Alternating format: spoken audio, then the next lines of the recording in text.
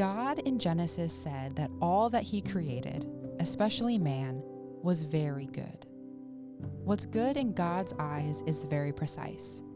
God is looking for his representation and his rest through the reigning of his life in the universe. Not only does he have his good desire, but also we, as his creation, his masterpiece, and his bride, are meant to have the same standard and same eye for quality as he does.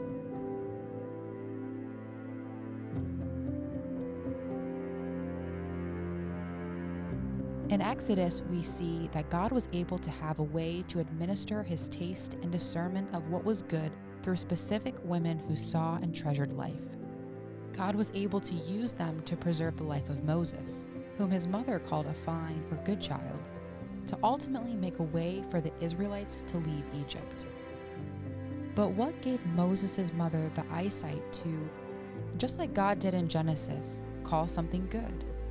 And what led the key women in Moses' life, from the midwives who spared him to his wife Zipporah, to have that keen sense to differentiate flesh from spirit, what is abhorrent to God from what is pleasing to God?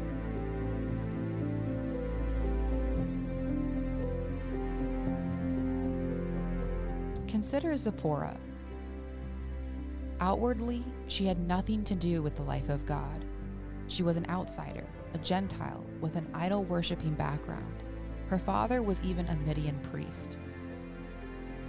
Yet when God's judgment came upon her family on their way to Egypt, Zipporah hurriedly dealt with the flesh in her family, cutting off her son's foreskin and casting it at Moses' feet to save them from death.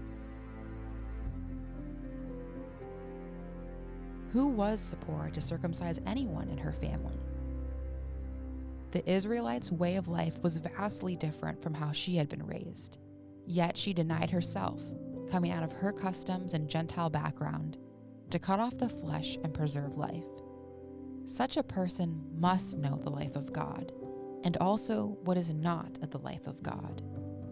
Even though she was not an Israelite by birth, having been grafted into God's lineage and administration by marriage, she was sensitive to the household of God and the needs of each person in it. Perhaps she just wanted simply to save her husband's life.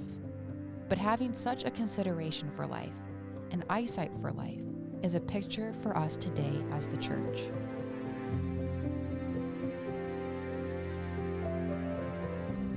Just like Zipporah, the church must be keen to see what belongs and doesn't belong in this household, as well as decisive and swift to execute accordingly.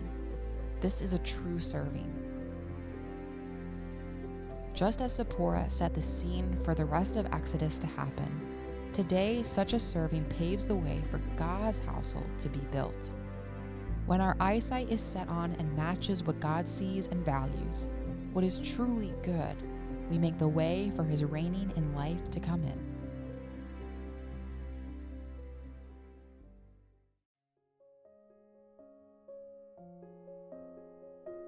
You are listening to highlights of Notes of Fellowship from the Church in Toledo. The full text of this article is available in the link included within this post. If you have enjoyed today's fellowship and would like to hear or read more, please visit us at www.thechurchintoledo.org. We would love to hear from you, dear brothers and sisters, and hope to use this audio format to share more of our daily church life experiences, to build the body of Christ with you all.